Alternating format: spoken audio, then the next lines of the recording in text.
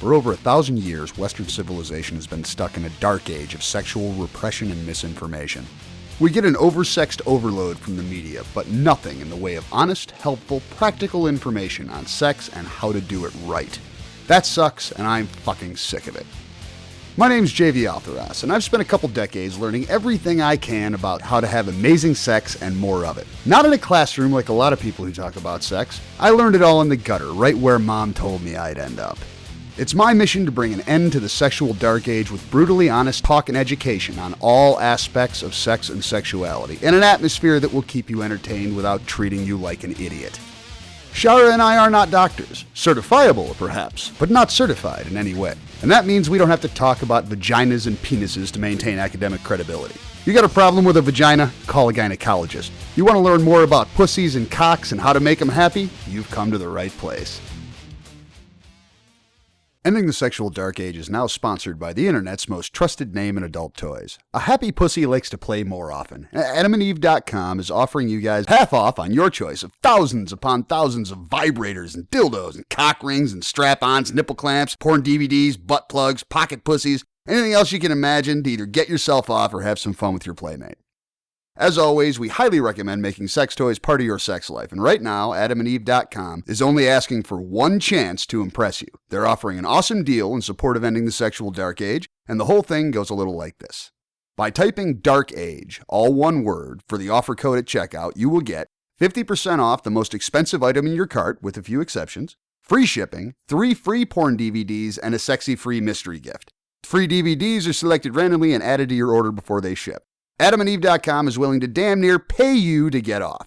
So stop by, enter DARKAGE at checkout, and proceed to collect on an awesome deal. Or just follow one of the links on sexualdarkage.com. And if you like surfing on your smartphone, be sure to check out Adam and Eve's new mobile site. Yes, you too can buy dildos right from your iPhone now, thanks to Adam and Eve. Welcome to episode 58. As a fair warning, Shara is being very naughty this evening. I can't help it. It's close to Christmas. You know how I get all giggity. Really? Is that's your story? It's close to Christmas, so I can't be a good girl master? Is that what you're trying to sell me? Is it working? You know where I'm going to put the lump of coal? Well, we all know, though. Like it. She doesn't care where I put the lump of coal. God damn it. Really, seriously, you're going to start with that? I mean... Everybody knows that, I should know better. I know that I should know better. You should, but okay. So anyway. We are going to start the show tonight with a listener question from the Infernal Spark on FetLife. And his question goes something like this. My girlfriend and I have been toying with the BDSM dom-sub relationship. She's super into it, and I enjoy it a fair amount, but one thing still gets to me a bit. She hasn't been able to come, and she doesn't really know what it feels like because she hasn't ever really played with herself either. She knows what feels really good, but it never gets quite to what she believes coming would be like. I do as much as I can to facilitate her pleasure, especially in a kinkier scene, but I'm wondering if it's possible the drugs she takes for her seizures could be a factor also suppressing her ability to come. I'm not sure if that makes sense, but that's my concern. I want to work with her more, but I'm not sure where to go from here. She gushes too, so I already feel like the luckiest guy in the world, but I'd like to be able to provide her with the best experience, as she says that aside from getting really wet, squirting doesn't actually convey any intense feeling to her. Do you guys have any advice? Well, I would like to say congratulations on your female slot machine, sir. Absolutely. And she's one lucky girl there. Yeah, so we want to talk about this from a few different angles. First off, we did send this to our medical advisor, and he sent us a response and some recommendations that we will be getting into in a minute. I can tell you that, I don't know if I've mentioned this on the show, but I had a recent experience with muscle relaxers. I had an extremely bad case of what is technically called torticollis, which is like a permanent spasm in the neck and shoulder muscles that was excruciatingly painful. They started me on Flexeril, and that didn't even scratch the surface, so my doctor put me on the maximum recommended dose of something called baclofen, which is what another friend of mine referred to as a nuclear warfare grade muscle relaxer. One of its common uses is to be prescribed to people with cerebral palsy to help control their seizures. It's one of the most powerful muscle relaxers known to man. And that had all kinds of unfortunate side effects, including, well, did you even blow me while I was on that stuff? I'm sure I Because I'm probably thinking did. I'm thinking you blew me, and it took you like forever. I remember. It may have, but it wouldn't have been a problem for me because, I enjoy sucking your cock. So. But yeah, the moral of the story is I can certainly relate to decreased sensitivity and decreased sexual pleasure while you're on muscle relaxers. Because I was on very heavy duty muscle relaxers for way longer than I wanted to be, which in my case was only, about a month, right? Correct. 6 weeks before I started tapering off of them. Right. So do you have anything you would like to say before we get to our medical advisor's response? Well, let's do the medical advisor first, and then I'll add a couple of quick things at the end. Okay. So, the medical advisor says the short answer is yes, muscle relaxers can severely decrease sexual pleasure, though she is likely having orgasms as she is squirting, and that requires the spastic muscle contractions that come along with orgasms. But the pleasure associated is not accompanying the release. There are lots of other factors to orgasm quality that should be explored in tandem with considering the medications. Please tell her clearly, do not stop taking these medications without your neurologist's assistance and approval. A recurrence of seizure has far more consequences than decreased orgasm pleasure, at least in the short term. To facilitate the process, it will help to see your gynecological provider for a full exam. That will be the neurologist's first question. And as a gyne doctor or nurse practitioner are used to sexual discussion, it will be practice for your chatting comfortably with your neurologist, who is typically less comfortable. Your gynecologist may be able to provide you with discussion tips too. It may speed the process if your gynecologist does a referral to smooth the way. At the neurologist's office, the best approach is to suggest you need a seizure medication review. If your seizures are stable or fully controlled, your doc is not going to want to mess with success. You will need to explain the reason in a manner that is comfortable to you, such as, I think the meds are keeping me from going over the top with my partner, or I'm not getting the pleasure I should out of my sexual activities, or I don't get much feeling from my orgasms and I think it may be the meds. The neurologist should then do a careful review of the risks of changing your medication with possible seizure return until everything is stable versus the benefits of increased pleasure. And that is also very subjective, and you'll have to make the decision carefully before changing anything. I think that gives some good places to start. And what I get immediately out of that, and I kind of picked this up from the fact that she's squirting. I've never heard a woman say that, she squirted in absence of an orgasm. Right. And I wasn't sure either, which is why I wanted to get the medical advisor's opinion out there first, because I certainly felt originally that when I'm squirting that I am coming. And it's different orgasm than other orgasms that I have, but as much, if not more, pleasurable. So I'm not sure how much pleasure she's having. I'm assuming she's having a good time with that. But that's what I wanted to see what the medical advisor had to say about that. So I was glad to hear that, because I'm sure she is having orgasms. She just might not think that it is, because it is a little different. Right. Well, and that's kind of one of the key methods of action of muscle relaxers is they suppress certain neurological triggers and neurological pathways, basically. That's my understanding of them. My imperfect understanding is I'm not an MD, but anyway. So the fact that the muscle contractions are happening means fundamentally that the orgasms are occurring, but as the medical advisor said, she is not getting the pleasure from the orgasms even though they're happening. And that is a very plausible result of the effects of muscle relaxers. Because once I squirt, it's still a ooh, this was really good, feeling. So I feel as though, yes, I came and it was enjoyable. So she might not be getting that end feeling quite to the level that I get. But then, that could just be part of the norm as well. So it's hard to say. But also the neurologist may choose, if everything's going well, and she explains that the neurologist may choose to decrease the medication. Right. Just to see and keep a close eye. So the one thing that she would have to watch out for is just making sure that the seizures don't return. And if they do, just to track it and let the doctor know right away. Right, and if she has a seizure disorder, I would anticipate the neurologist is going to, as the medical advisor said, be very hesitant to change anything, and if anything, I would expect, a mild reduction, right, perhaps in the levels of the muscle relaxers to see if there's any difference at all in sexual pleasure. Right. But yeah, I mean, he brought up a very good point, and she will have to be comfortable discussing this. Mm-hmm. But actually, most neurologists are pretty good, easy listeners because they have to listen to a lot of situations. So it's not anything that I would be concerned about taking to the neurologist. It's definitely a side effect of the medication.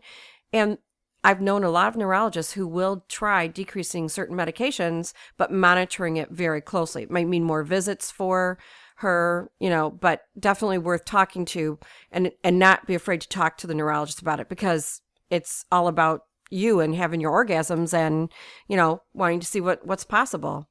And while you should definitely, choose to moderate the way you present things based on your environment, don't ever be ashamed of wanting to have better sex or wanting to enjoy it more. That's agree. Really all she's going for is trying to enjoy sex more, and that is a righteous goal. Right. I agree. So next up, we got an email from a listener named Angel. He says, "Hey, you guys. Now, I've heard you describe Kegel pussy exercises. We've read books, but they don't seem to be very accessible to the blind, especially with the diagrams and pictures. Both my wife and I are completely blind. Her pussy was so much tighter when we got together 24 years ago. Would you do us a service and devote part of a podcast to exactly describing verbally what the pussy wall muscle exercises consist of? We both feel you and Shara would be so descriptive and so sexy. I personally love Shara's sexy voice and have imagined what she would sound like coming." Maybe one day we'll do that on the show. Maybe everybody will find out. I'm sorry if that was in any way disrespectful. We both love the podcast and always give you 5 stars after each podcast. All right, so this is, I think it's a particularly interesting challenge, and I'm glad they decided to bring this to us. Well, first of all, definitely not disrespectful. No. Thank you very much for the compliment. Yes. I turned a little red, blushed a little. Your hands are between your knees right now. Why are your hands between your knees? They have been since we started the podcast. Really? Yes. Honest. Oh, no. Here comes the xylophone. You know what? I can't believe I didn't have this out on the desk. Of course, Shara did not remind me to take it out. Well, perhaps, So, Shara's first uncontrolled blush of the show. Thank you for your assistance, Angel. That's 2. Okay, so.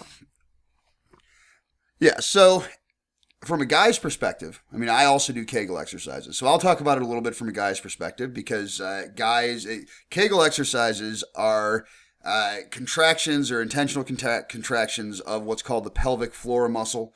I have never had a doctor pronounce this for me. I'm not certain, but it's pubococcygeus muscle or pubococcygeus muscle, something like that. If you start typing it into Google, it will probably complete it for you.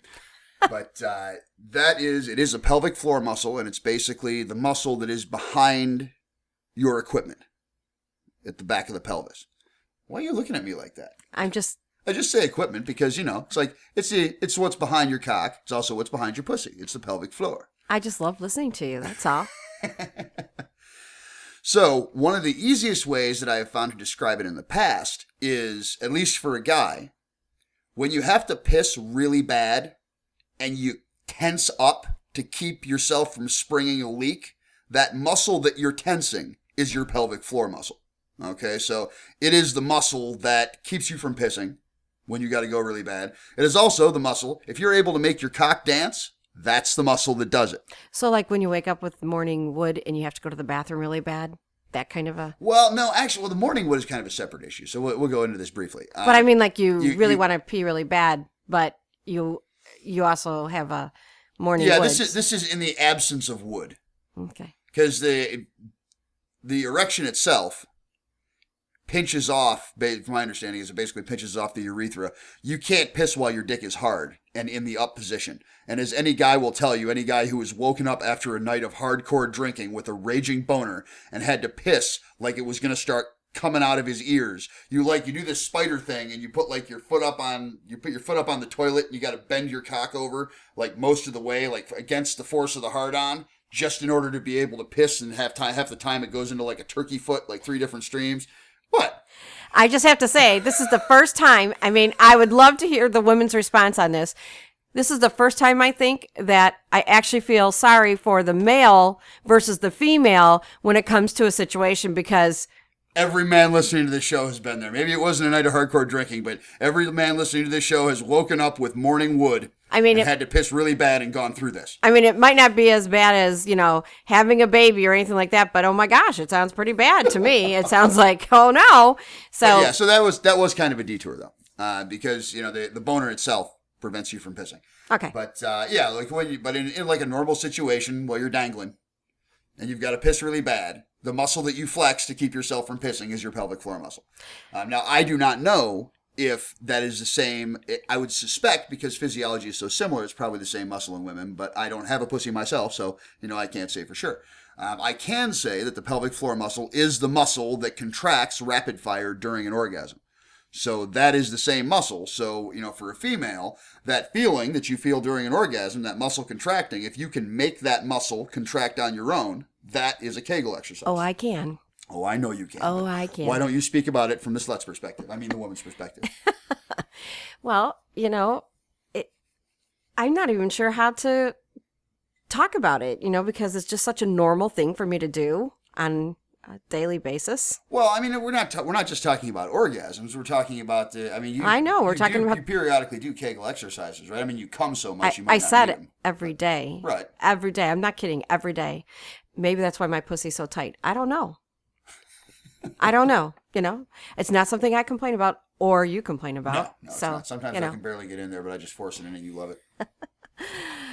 Oh, yeah, that xylophone. I thought I hit it better than that. I mean, okay. So do you, I'll try to lead you through it a little bit since you're having trouble starting from a cold start.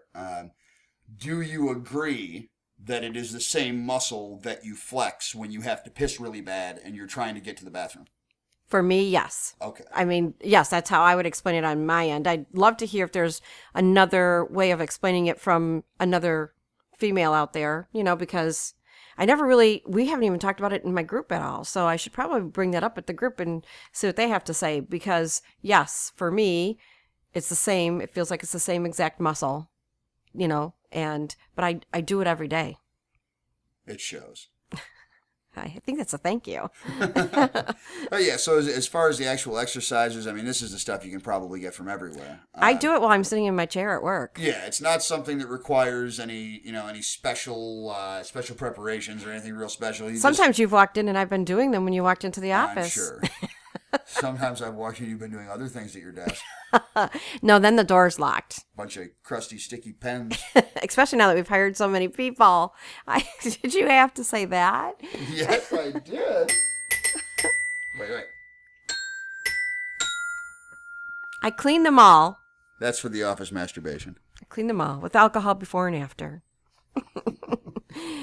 No, not liquor, like rubbing alcohol, okay? So a typical Kegel exercise is that muscle that you flex. I'm doing it right now. I am. I can't help myself. I've kind of started doing it. I believe you. But that muscle that you flex to keep from pissing yourself when you are obviously not in a back teeth are floating kind of a mode, flex it. And for women, it's generally recommended that you flex it and hold it for like a 10 count. And you will find, especially if the muscle is weak, you will find that it may be difficult to actually hold it for a 10 count. But basically, so do it, however long you can hold it, do it for a 10 count or a 15 count or whatever, and do that 10 times in a row. The problem for me is I get so excited doing it. That's where it becomes a problem for holding it to 10 or 15 seconds because, I want to come. I can't help it. I understand, baby. I'm not saying it's bad. I'm just saying that. I know, but I see that smile on your face. I'm just saying that typical women have not really, necessarily had that experience that every time they flex it's a shame. Their pelvic floor muscle that they want to have a spontaneous orgasm. And to them, I say I'm sorry. And I do take partial credit for that. Well, those who are submissives, we're trying to get the word out to their dominants and, trying to get their doms into our program so we can try and teach them, try and help them, learn how to do that. But that's not where we're at today. But we have some dominants out there that I've already contacted, and maybe there'll be more after this episode. Because let me tell you, it's fun. Maybe the submissives will say, don't you think maybe you should sign us up? So, you are a little Miss Scatterbrain today. I keep having to reel you back into the topic, and that's usually not the way it goes down. Usually you're reeling me back in. It gets this way, though, when, it's the first time in a long time that we've been able to actually close our business during the holiday. FYI for the audience, we're taking nearly a week off for the holidays. So. And, I've been up a lot this week taking care of our customers and their gifts and our vendors and wrapping presents for family and friends. And, so I've been on a little bit of lack of sleep, I should say. Yeah. So that's probably the problem. And I'm excited because, I have a few little presents for you that I think you're going to really enjoy. Oh, I'm sure I will. You are good at buying me presents. And so, I'm excited to have this time off and we'll be able to spend some time together. And you know what I'd love to do right now? Get back to the subject? Yes, I would love to get back to the topic. Get back to it. Because we're shorting Angel and his wife here. Okay, don't do that. I'm not the one doing that. You Go ahead. You guys see what I deal with? You see what I got to deal with here when she doesn't get her full 8 hours of sleep? It's rough for you. I'm sorry. It is. So anyway, back to the actual Kegel exercises. Yes. As a guy, and I recommend that guys do Kegel exercises as well. Yes, you do. It makes your heart-on stronger. You can actually flex up to delay orgasm. Once your pelvic floor muscles get very strong, you can use them to help you delay orgasm if you want to last a little bit longer. So that's what you're doing. And also, when you can make your cock dance around as much as you want, I don't exactly understand why, but I don't have to. Women fucking love it. They are so entertained. It's probably just one of those things. Hey, I don't have one of those, so that's entertaining. It may be similar to our fascination with bouncing titties. It could be. But yeah, I know that you love it. I have fascination for both. I know you do, babe. I know. Dancing titties and dancing cock. Yeah, so come on now, stay on the subject. The idea behind the exercises is to, in sets, just like you would do any other exercise, be they sets of 6 or 8 or 10, flex those muscles, hold them for as long as you comfortably can, and then release, and then wait a few seconds and do it again. It's something you can do while sitting in traffic. It's something you can do sitting at your desk at work, as Shara has already testified here. Well, I do it a lot. But several times a day. Generally, because not everyone is, quite as fortunate as Shara, it does not cause spontaneous orgasm. Generally it's just it's a muscle flex, and it may get you, it may get things working around a little slippery down there, but it's unlikely to cause spontaneous orgasm if your name is not Shara. I'm not apologizing. I'm not asking you to apologize. Okay, good. I'm just going for accuracy. Yes. I just don't want people having unrealistic expectations. Let's just do a little test out there, a homework assignment for the submissives out there. Okay. And you don't have to be a submissive. For the women out there, during the holiday season, pick, from Christmas to New Year's to do Kegel exercises every day. That is so sexist. Why only the women? Oh, well. Because of the orgasm part. I'm getting to the orgasm part. But you're right. Okay. Men and women. And then let us know. How many times did you have orgasms while doing Kegel exercises? Because maybe I'm not a rarity out there. Maybe it's very common. Perhaps. So let's just find out. So I'd like to, ask you to make it a homework assignment. Okay. Well, we will make it a homework assignment. We'll do it in a slightly different format. Okay.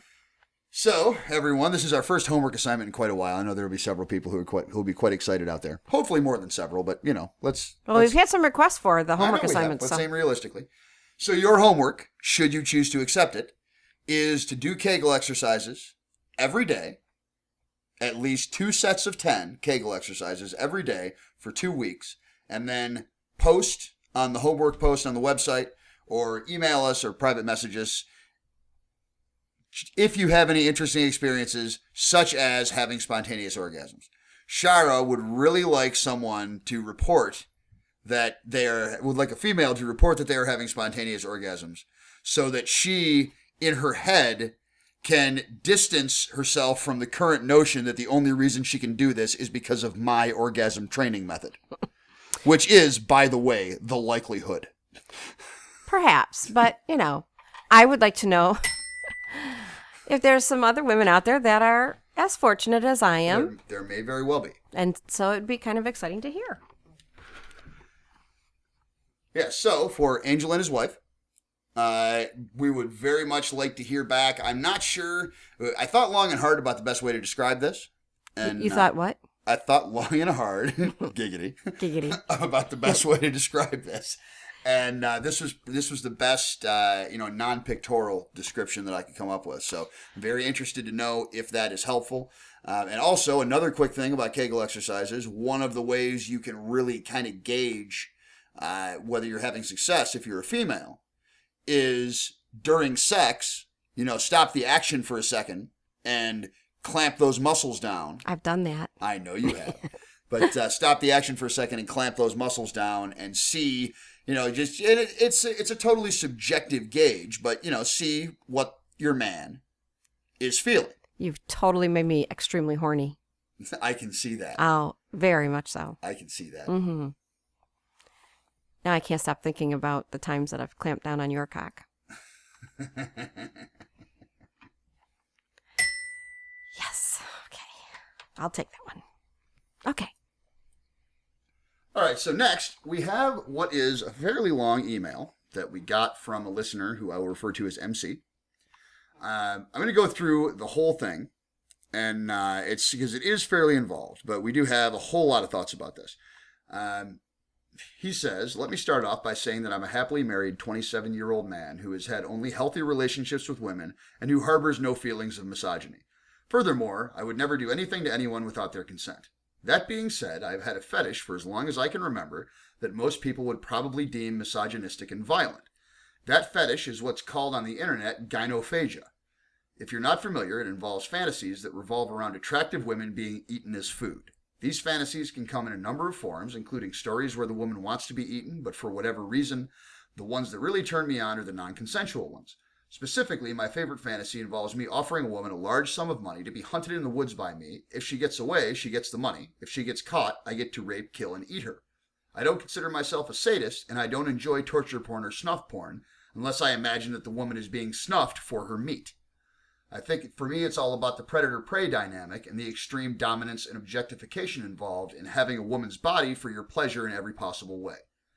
Let me reiterate that this is purely fantasy for me and I would never want to hurt a person in real life, but clearly this is a fantasy that most people would find very disturbing and they might even want to lock me up. It's a fantasy that I've had since literally before I knew what sex even was. I can remember having it as far back as kindergarten. I've tried many times to cure myself of it to no avail. I can only rarely orgasm without thinking about it. At this point, I've come to peace with the fantasy and the knowledge that it's just a fantasy, but I'd like to hear your thoughts on it. Apart from yourself, the only person whom I've told about these fantasies is my wife. She had some trouble with it at first, but overall she's been very accepting and understanding, which is a large part of the reason I've been able to come to peace with it myself. The only problem is that she does not at all share the fantasy, and in fact, it somewhat repulses her. Not so much the fact that I am having it, just the act of cannibalism itself she finds particularly gross. We've only been able to roleplay it very occasionally and loosely, and the one time we tried to do a themed photo shoot around it for my birthday, I could tell she was getting upset and anxious, so I called it off. There are less explicit ways we can touch on the subject during sex. For example, we both enjoy forced play, she enjoys being tied up, and she loves when I bite her, all of which can obviously be turned into a mental fantasy by me. It's just when I talk about what I'm thinking about or try to do more explicit role-playing with her that she gets uncomfortable. I'm okay with that. I'm just happy that she accepts me and she's willing to try things for me. But she's very afraid that in the long run I won't be satisfied and I'll leave her for a woman who shares my fantasy. Do you have advice about how I can reassure her that that's not going to happen, or ideas on how I can get her to a headspace where she is able to do the role-playing photo shoots without getting too freaked out? So, we'll call that, well, gynophagia is what the internet calls it. So we'll call it a cannibalism fetish. I have some rather involved and lengthy thoughts about it, so I'd like to turn the floor over to you to see if you've got anything to say off the bat. I don't have a lot of experience in this area. I guess I would say making sure that it is something that is strictly a fantasy, because sometimes people take their fantasies to other levels, wanting reality. So it sounds to me like he has his head on pretty clear and strong. And sometimes it also doesn't hurt to go to marriage counseling together, just so that you make sure that you keep the relationship on a healthy level. Because you don't want to lose her. Obviously, it sounds like you really love her and you don't want to lose her. And so you have to be really sure of what she's thinking, on a regular basis. Is she okay with it? Is she really okay with it? So touching base with that, I would be more concerned about her leaving versus. Well, I mean, he says that her concern is that she's eventually not going to be able to satisfy him, it's a very healthy concern.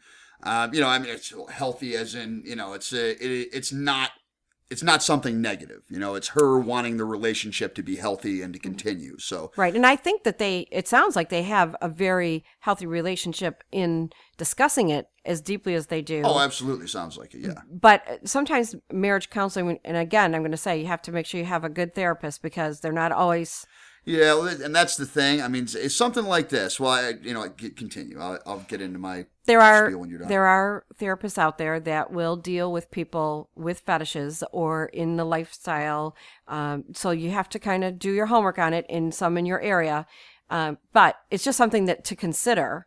Not everybody wants to do that and put your whole life out there, because documentation gets listed and things like that. That's where, a therapist in the BDSM lifestyle might be more appropriate in this situation. Okay, so for my part here, I'm going to go from regular nerd past uber nerd and all the way to hyper nerd on this one. Okay. 'Cause I think that this is not really that out of the ordinary at all for quite a few reasons that I'm about to go into at length. First off, I am going to speculate with good reason to believe that sexual fantasies about the predator-prey dynamic are probably some of the first sexual fantasies that humans had hundreds of thousands of years ago, because it was such an integral part of life. We evolved, especially men evolved as hunters, but we evolved to relate to the predator-prey dynamic on a very, very primal level. Also, there is a long-standing and very well-documented link between sex and violence, sex and hunting, capturing your prey, and then going home and fucking in celebration of it. These are all things that are very much, even to this day, they are well known. Oh. After combat, after a fight, you want to fuck. So I don't think that this is terribly surprising, and I'm going to speculate further that, potentially a part of MC's challenge with this is that he approaches it by saying, this is really weird. So I think he should walk that back a notch because I don't think it's that weird. And you could be right on that because like I said, I haven't had a lot in expertise in this area at all, but it didn't make me squeamish reading it or listening about it because I'm open to people's fantasies. Right. Well, and part of it, I mean, his email to us has a very strong tone of, I swear I'm not a serial killer. Right. And so it's obviously something that he's sensitive about. I'm sure he's had very bad reactions to it in the past. But I'm going to suggest that he try to do a mental reboot for himself. And I'm going to use an example here that I think is a very important example. What he is talking about is getting off on the concept of hunting a woman and then eating her. Mm-hmm. Okay? Take a moment, close your eyes, and consider every bit of vampire mythology in popular fiction. That's exactly what's happening. The vampire, the male vampire, hunts the sexy little vixen, and he catches her, and he fucking eats her. I mean, he's drinking her blood, but she becomes his sustenance, and she dies as a result. Very true. That is the exact same ideology that we're talking about in his fantasy. It's just a more grounded, it's less mythological, so it seems like it's kind of closer to home. But I think, I would suggest maybe that if she can get on board with the vampire fantasy, that might be somewhere they can meet in the middle. Especially for the photo shoot part of it. Yes. Yes, I agree. That's a very good way. And in this day and age, that's almost pedestrian. And one of the things that you had said is probably very true. He's been having these thoughts since back to kindergarten. So he probably does have some very strong feelings about it because he's been having these since he was a kid. Right. Well, and that also speaks to the non-sexual component of it. That it started out as just a fantasy, and again, I think that goes back to it's not nature versus nurture. It's just nature. It's the way we are biologically programmed. Mm-hmm. And, that kind of a thought process is going to be more attractive to some of us than others. But, a couple of 100 years ago, he might have become a master hunter because of this fantasy. Right. He might have been Daniel fucking Boone. And that part of it might really scare his wife, where the vampire part, because there's so much of it on TV these days and movies being made about it, that it might be a good approach for the two of them to become more comfortable. Right. And, and many people slap it and rub it and, oil it up for the vampire porn. Oh, they sure do. Yeah. They sure do. So if we rebrand his fantasy as, it's almost like, not really Hunger Games, because Hunger Games is all about combat against each other, but, it's almost like, like some weird alternate reality game show. Right. But I do think, like, if you take it to the vampire type level, his wife would be able to deal with that probably a lot easier, if she's having a difficult time. And from that could change into other, ways once they've done a few photo shoots as the zombie type level, Well, zombie. Where? I'm sorry. It's okay. Yeah. Sorry, I'm thinking of. Really? You're going for the zombie porn? Because zombie porn is out there. I mean, I know. It's more written erotica than actual movies. I know. But I have some friends that are like, don't dare interrupt them during the zombie programs, because it's like. But not the zombie porn. The zombie porn, okay. No. Well, I don't know, but they probably wouldn't answer their phone during zombie porn. Okay. Because I would imagine with zombies, the friction, somebody, there'd probably be a skinless bone in there at some point. Okay, I'm going to pull this back to vampire. Okay. I'm going to reel you in now. Okay, so vampire. So I think that's a very good idea. I think that she would be able to, hopefully relate better if it was more of a vampire type shoot, because that's more of what people talk about. It's today. Probably more accessible to her. Right. Yeah. It's not quite the same. And I'm trying to think that there was some twisted movie that I watched years ago, where it was an episode of a TV show that was all about a woman who had pledged herself to become a meal, and she was raised in preparation for it. I'm just trying to. Wow. What? I've never heard of it. Yeah, no, I'm trying to. I've got like vague flashbacks. I've got vague flashes of it in my head, but I have no memory of. I do remember there was, the buffet serving things with the big doors on them. Sure do. There was a person-sized one. Okay. That she eventually. Well, at the end of it, a guy was hired to be a cook, and the story was told from his perspective. It was about this like forbidden cookbook of how to cook humans, and he was hired as a cook and did not realize that his eventual job would be to cook this woman, but then he fell for her, and they ended up cooking the rich guy who was supposed to be hosting the party. So instead of her becoming the main course at this big fancy party for all his super rich friends, he became the main course. Wow. And then, they lived presumably happily ever after. But, I cannot remember the name of it. If somebody out there knows the name of the movie I'm talking about, I'm going to be irritated by it until I figure it out. Write it on our wall. Send him an email. Yeah, let me know. Because he'd probably like to let MC know about it, because MC'd probably like it too. But yeah, we're both rambling today. But, to get back around to it, MC, I'm going to strongly suggest that you just take a beat and maybe try and reset yourself a little bit, because I do not think that these fantasies are as weird as you think that they are. Especially considering, your fantasies tend to be so focused on the hunt, capture, and consume aspect of it. I think that's very purely primal human instinct. Did you get a chance to go to the link that he left? I have not. Okay. So I did. Oh, really? What'd you think? I thought it was interesting. I thought, and he's right. It's one of the best sites. I did a little Google, and it came out as one of the top sites. So it was interesting. So you should check it out. What we're talking about is mookieskitchen.com, MUKIS kitchen.com. So I mean, this is something that on its face probably sounds fairly outlandish, and I mean, it's basically a cannibalism fetish. But I don't think it's really all that weird. Who am I to talk about anybody's fetishes being weird? Well, That's all I would go so far as to say there's an entire generation of Twilight moms who are experiencing this fetish. Yes, we all have, whether they realize it or not. Right. We all have a fetish, and it's just a question of what each person's fetish is. But we all have a fetish. Yeah, so. and from the and in the interest of the opposite side of the coin, there is to be hunted and eaten is an extreme objectification fantasy. That is a version of that fantasy is what is being experienced by people who fantasize about being attacked by vampires. It's an adjunct of that. It's all just the same big ball of human nature that we've been taught to be ashamed of, that we don't talk about enough. Got it. So, do you have anything else to say on this topic?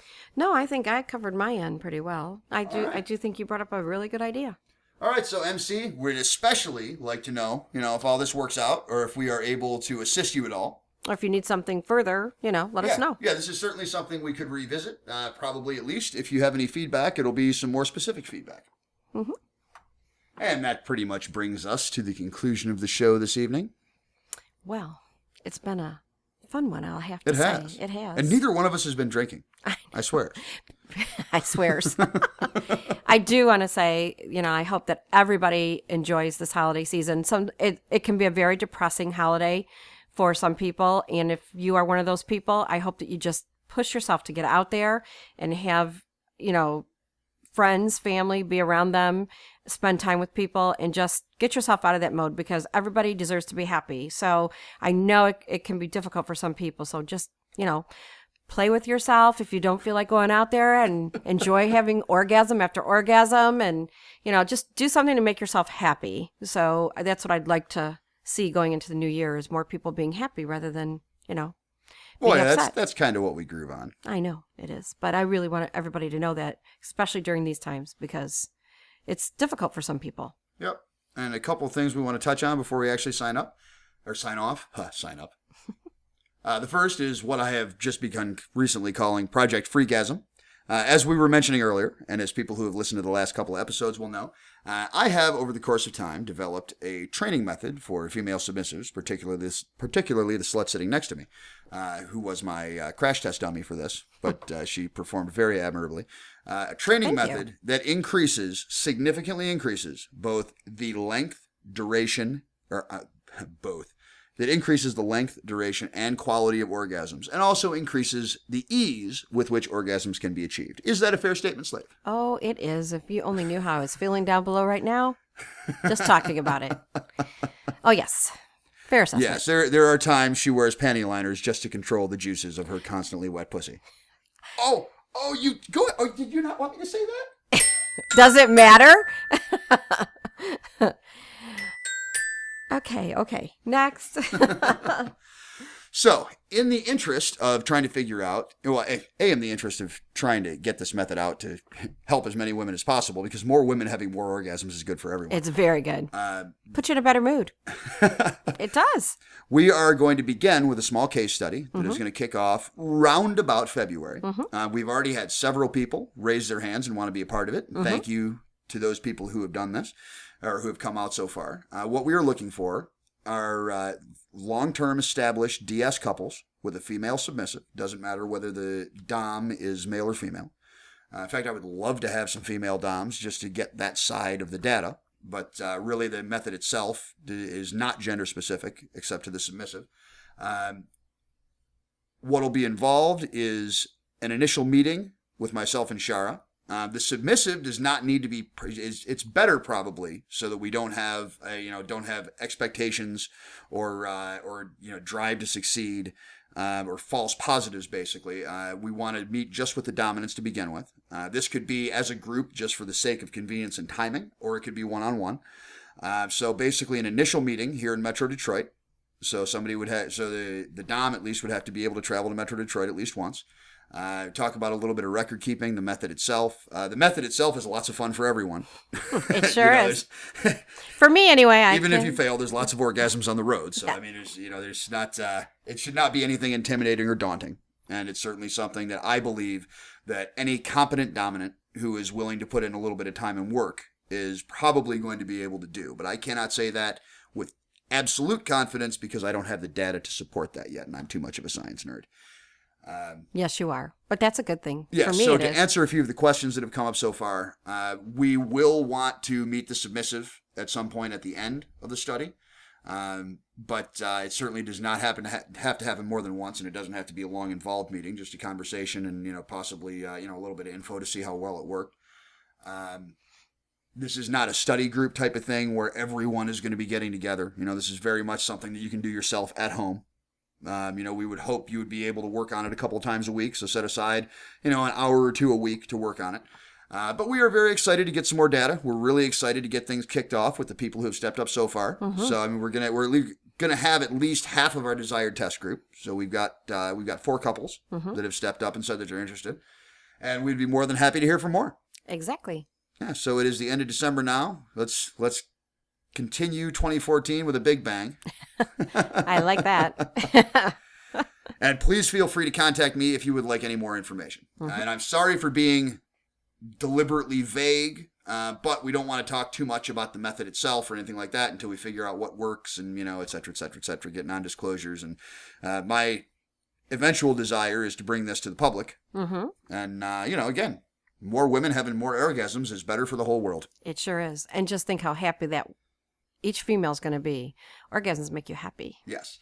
And also, here in Metro Detroit, Shara has a submissive, for lack of a better term, support group that she runs, but a submissive group for the trading of, information. Well, why don't you talk about that? Well, basically, we just start off as getting together. Some submissives were having difficulties with their masters / dominant. And so I decided to agree to run the group, and it has worked out very well. It's a good group of women that get together once a month. And so we're looking at getting together sometime in January with the Vegas trip. I'm kind of flexible on the dates, but by February, I would like to have added some more that are interested, that are in the Metro Detroit area, just because I think it's a good place for people to go to discuss things if you're having a difficult time. And JV will be involved as long as the group's okay with it. So far, everyone's very happy that JV is going to be involved. But just basically to hear whatever you want to express with them, but all names, remain confidential, and you can use your name as a submissive. Like you don't have to use your real name. Yeah, real name's not required. Just like the rest of kink, real Right. names are not mandatory. So and also, it's important to say probably that I exist in an advisory capacity for the group. Mm-hmm. I do not impose my will on the group or anyone in it other than my slut. I have brought questions to you, and you were very helpful in answering them. So really, I'm just kind of there for the objective dominance, the objective generic dominance perspective. So if you are interested, email me, Facebook message me, any way you feel that you can get a hold of me, and let me know, and I will get in touch with you. Yep. And lastly, as Shara mentioned, we will be in Vegas from January 16th to 20th, 2014. Looking Can't forward wait. to good times. We'll be there for the AVN Expo, which I'm sure the Sex Toy Expo will keep your attention. Whatever do you mean? We're gonna have some. We're gonna go to the expo itself at least one day, and try to maybe get some interviews. At least we're gonna walk around and kind of cover the place, and we'll look for posts on Facebook and Twitter while we're out there. We're just going to try to, add to the fun of the vacation with it. We'll also be doing a meet and greet at some point. Probably we're leaning towards Friday night. We will be staying at the MGM Grand. So if you happen to be around Vegas, we actually have I have a couple close friends who are coming into Vegas from California because they're always looking for an excuse to be in Vegas. Amazing how many people are doing that, looking for an excuse to be in Vegas. But yes, if you are interested in getting together with us and some other listeners for a couple of drinks at some point, probably Friday evening, the 17th, give us an email, text message. Give us an email or message us on Facebook or whatever. Reach out, and we would love to add you to the roster. Sounds like a plan. Other than can't that, wait. I think we're done, even though both of us, I do have to partially apologize. We've both been babbling, and I mean, I'm not nearly as wasted as I should be. I'm not intoxicated at all, but I feel like I've got a buzz. Do you? Well, I think it's the impending vacation. That or it's me. I can be very intoxicating. That's true. I That's know. true. You can be. You started out with a lot of shades of naughtiness, though. I know, but I that's... thought you were going to get yourself in trouble before the end of the show. I have a friend who has a naughty and nice signs up where she does hair, and she has these 2 signs up there that say naughty and nice. And I told her the last time I was there to get my hair done, I said, if the naughty sign disappears between now and my next visit, don't blame me. And so I had that little smirk on my face, Did you steal the sign? I didn't, but I was really tempted. I mean, I think she was ready to give it to me, honestly. And then I hanging said, around your neck and send you back out in the world, hanging around you like a sandwich board. and then I told her, I said, and then the nice sign, if it disappears, it's going to be my sister that took it. Don't believe that she's nice, okay? She's got the naughty in her too. So I have to admit, when it gets to the holiday, I get giddity. Giggity? Giddity. Giddy. Yeah, No, not giggity. Right, giggity, but I wanted to say. Giggity is quagmire. I know. But I do. I get very giddy. And, Giggity goo. and I have so much more rapping to do. So I hope everybody has a very Merry The gift Christmas. kind, not the musical genre kind, right? Right. Okay. Correct. Because I don't think you'd be very good at the musical genre kind. I don't think so. I either. love you, but I don't think that's where your definitely strength not. lies. No, definitely not. We know that.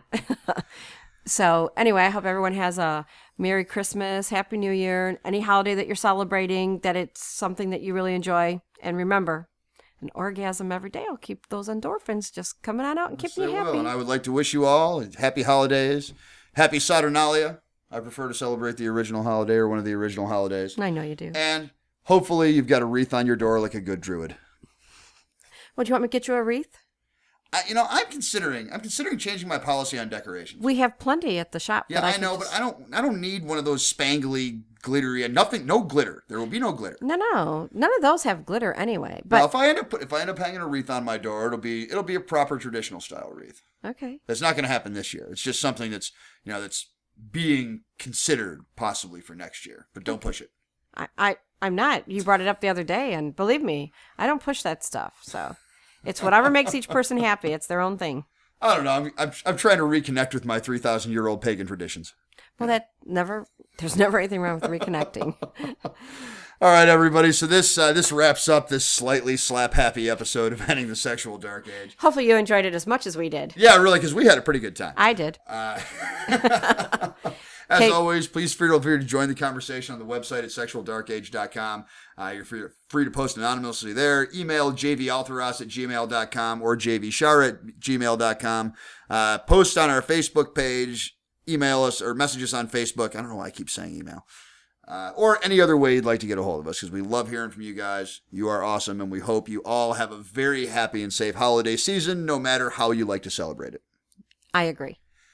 And this is us, JV and Shara, reminding you that sex is one of the greatest things in life, but there is always room for better.